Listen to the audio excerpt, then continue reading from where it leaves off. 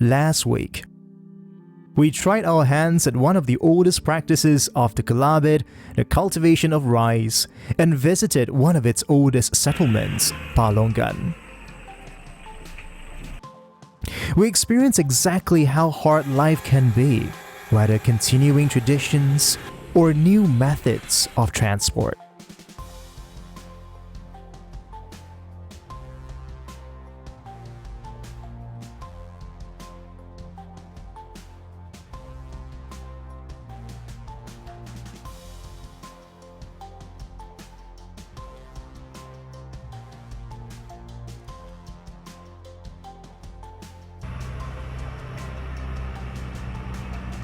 But also how helping hands can make all the difference in these communities.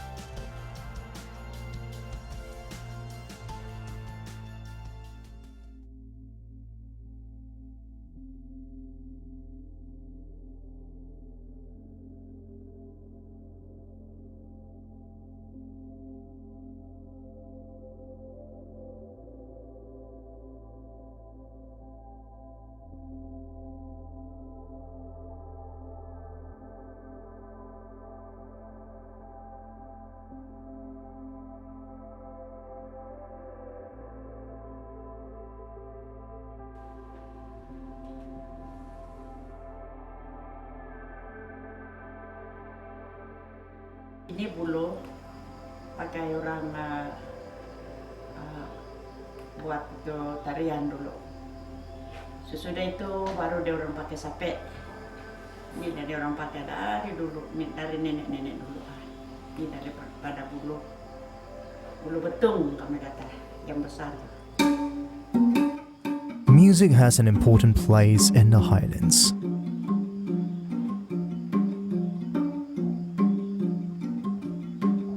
The Kelabit play a broad range of instruments made of bamboo, wood, and gourds.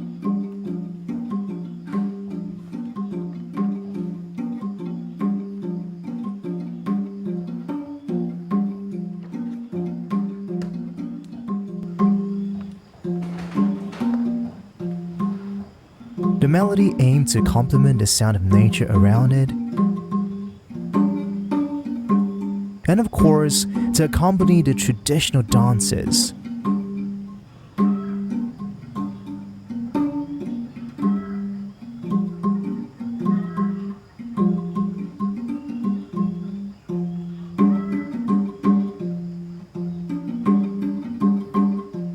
Used for storytelling, receiving visitors, and times of celebration.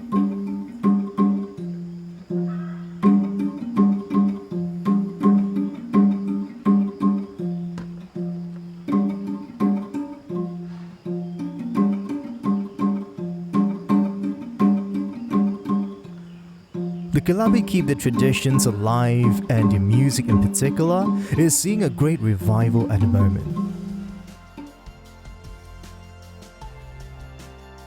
But the last 100 years have brought in more than one great change. Besides the conversion to Christianity, the Kelabits have embraced a modern education system. The first school was established in the Highlands in 1946, and SMK Bario is still going strong no matter the challenges. Sadly, many students must eventually leave the Highlands to pursue their further education. But it means that the Kelabit have one of the highest literacy and education rates in Malaysia. Nevertheless, the tradition of agriculture still continues to sustain those that remain.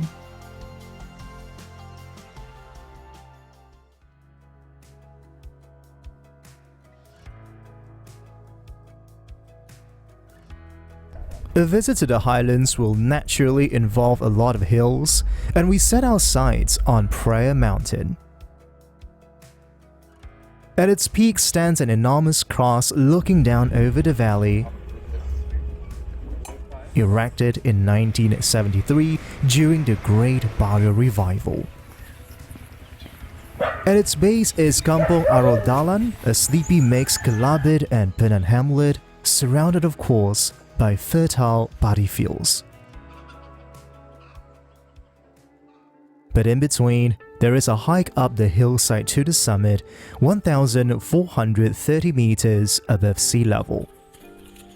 These paths have been worn over centuries by thousands of Kelabit feet making their way through the dense jungle filled with ferns, bamboos, and plenty of pitcher plants. In 1973, however, this hill walk saw a massive wave of new converts making their way up to the mountain to pray. A small rustic chapel allowed them to hold services up close to the sky, and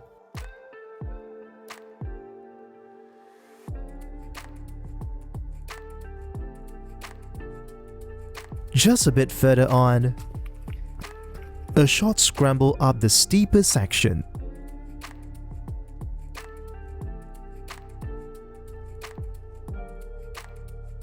Is the summit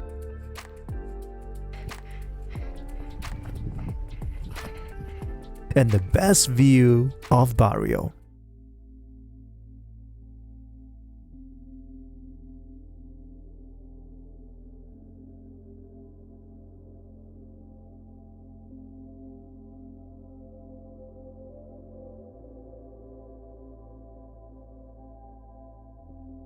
Oh, this mountain to be known as a prayer mountain. This mountain was created for them to come and pray every morning. When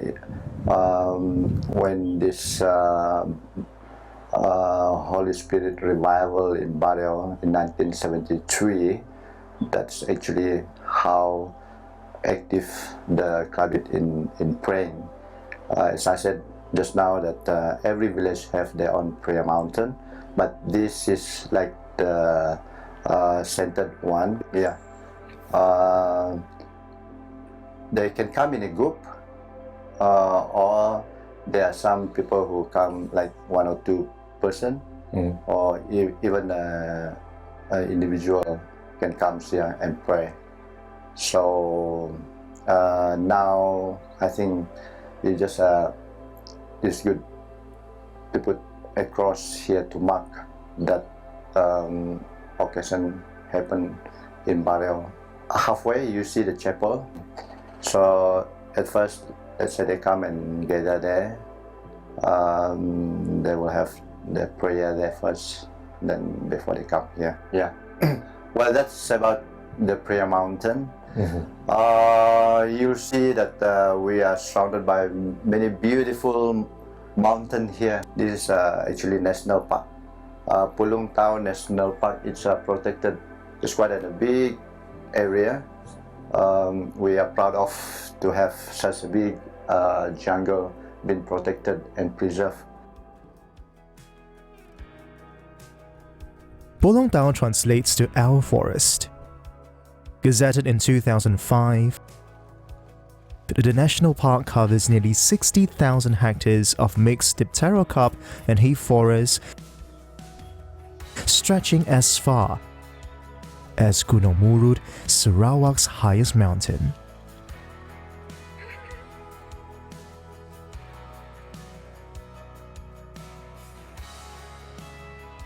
It is a reminder of the close connection between the Kelabit and the land that they lived in, providing crops to nourish them, water to revive them,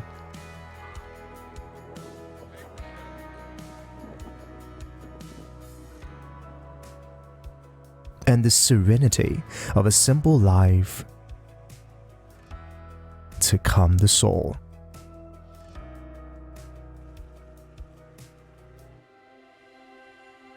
The sweetest of these crops is the Bario pineapple. Itself supposedly the sweetest in Sarawak. Vast fields of this particular variety blanket the hillsides around Kampong Arodalan, one of the most important cash crops for the Kelabit, grown organically in in the coolest climate in the Highlands.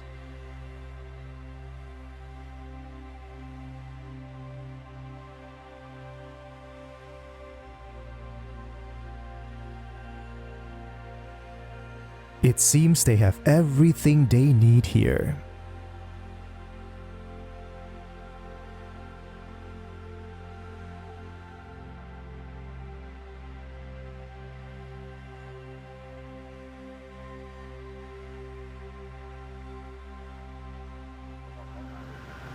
All the extras are brought in by road in another communal effort.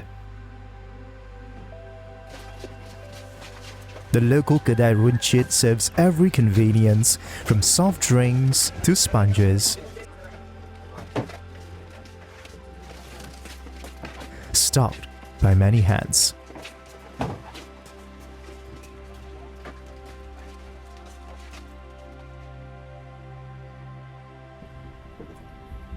Up here in the hills, age-old traditions stand side by side with modern school buildings.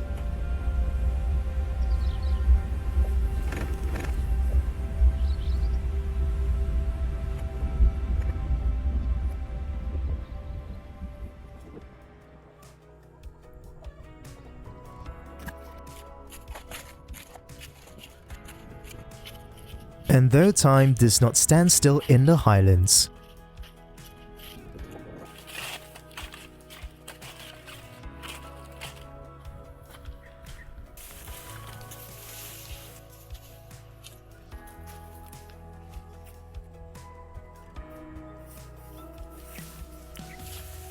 there are plenty of spots for visitor and local alike to stop, sit still,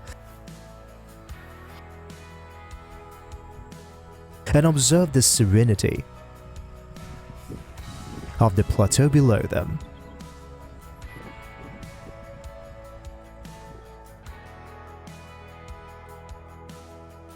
Back in Bario town center,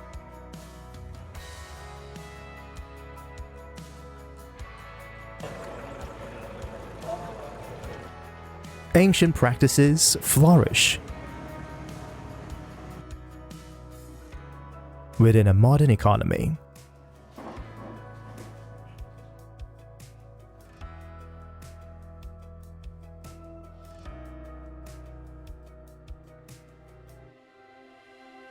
So mostly on the beads that the women folk wear, like I have my headgear, then the necklace. These are traditional. It's like antique. It's antique, and even this is a waistband, right? Because like what I'm wearing is the headgear, the front part. One bead itself costs like 80 ringgit. One piece, one single. One single. One piece. single bead. This one, the one I'm wearing. Oh, okay. Yeah, the headgear. So there are like 600 pieces in there. 600 pieces. So you can calculate how much the cost of the friend. We don't know we don't know where they come from. And even this Bao life, this one is called Bao Rawir. Bao Rawir, Bao is beads, Rawir is just long.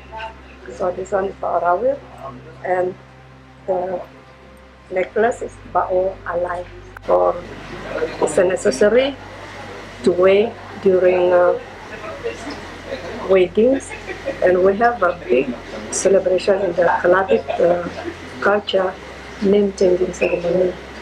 Name changing ceremony.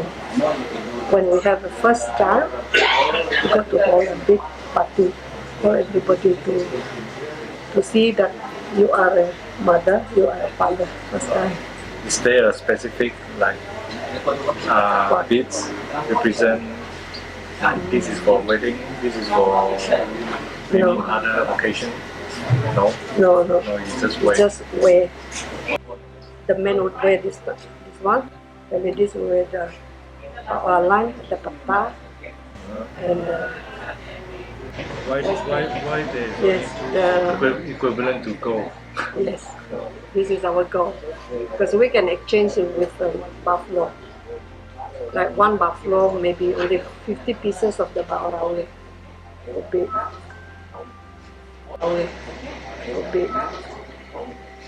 can be bought with one buffalo.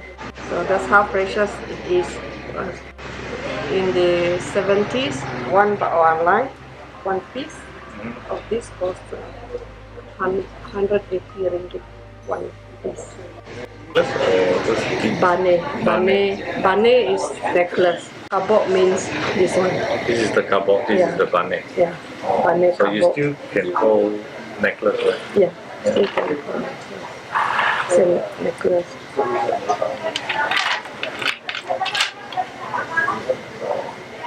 You are wearing a Kalabit warrior headgear. Yeah, headgear. Yeah, you are a warrior. Akan tadun. Okay. Okay. So that's a men's wear during any celebration. Any celebration. Yeah. Like when they dance, the men's dance is called warrior dance. The ladies will be hornbill. Hornbill. So hornbill is more what do you call it? Gentle. For men, you'll be right, because you have to protect the people. You have to protect your wife, your family. Yes. So that represents it. Okay. Okay, so you want to try Yes. doing the yes, beadwork? Yes. Okay. So I pass that to you. Okay. Oh, you're doing very well. Oh, this is easier than Then what? Than planting rice. planting. Easier than planting rice. Yeah, you're not in the sun. You're not under the sun. How many? Just one. Wow, another one. Okay. This is super warrior. So you try that one. Can you try it for me?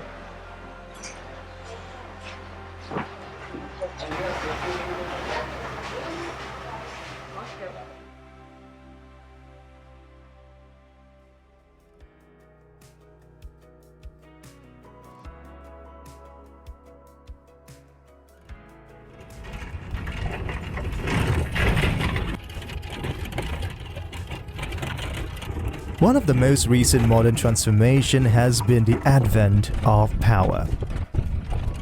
This solar project has transformed lives in the highlands, once lit by generators, by providing 24-hour power in Bario itself and 200 households in 9 other villages. There is an air of prosperity along the way. For those of us who have taken easily available electricity for granted, it is hard to imagine the impact of this solar field on work, on study, on household tasks. And there is no more need to transport diesel up the logging tracks, relying instead on Sarawak's abundant sunshine.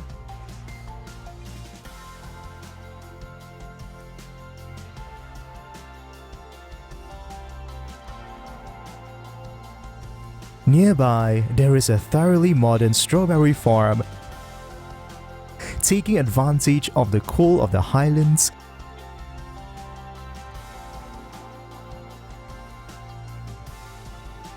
Kalabit know-how of irrigation system.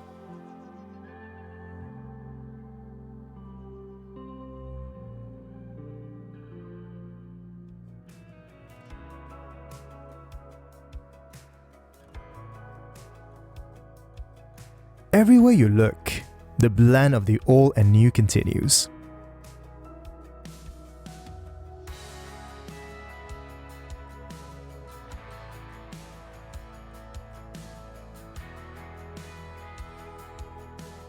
Surrounded by roads and power cables, body and pineapple planting continue.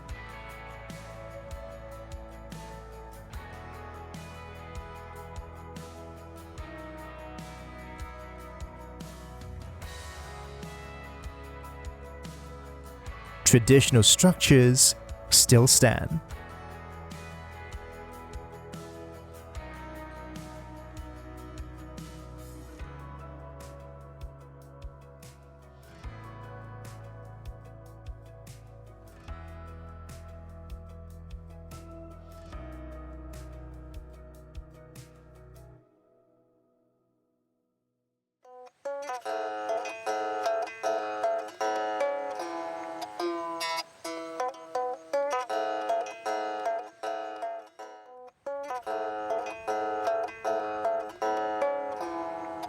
And the sound of a sape can still be heard in the air.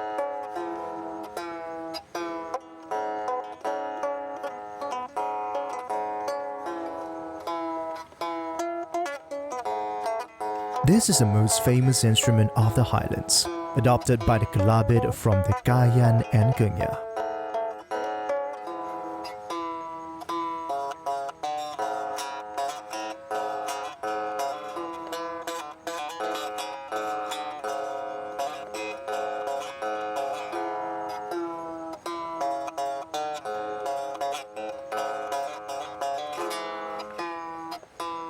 The bird lute is the basis for Sarawak's world-famous Rainforest World Music Festival.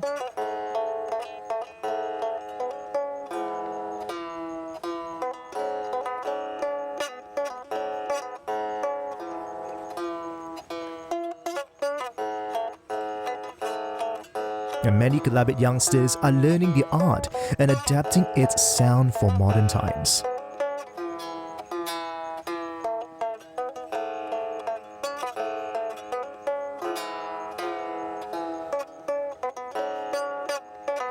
But here in the Highlands, as an accompaniment to the graceful hornbill dance,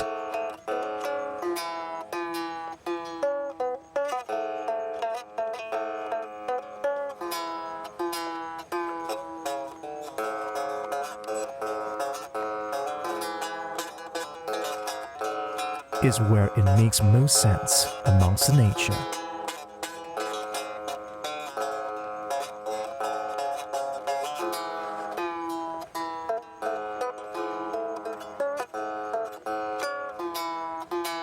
Industry and people which inspired it.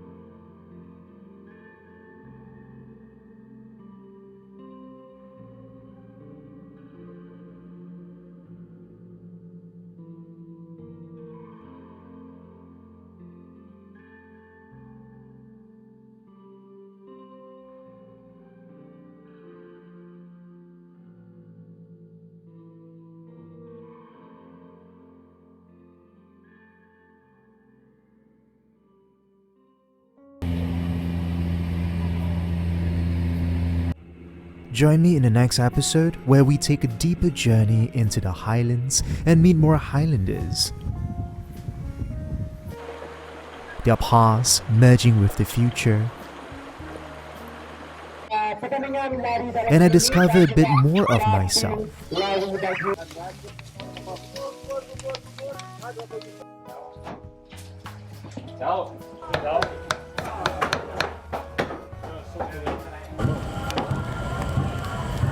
And how much the culture means to them, and surprisingly,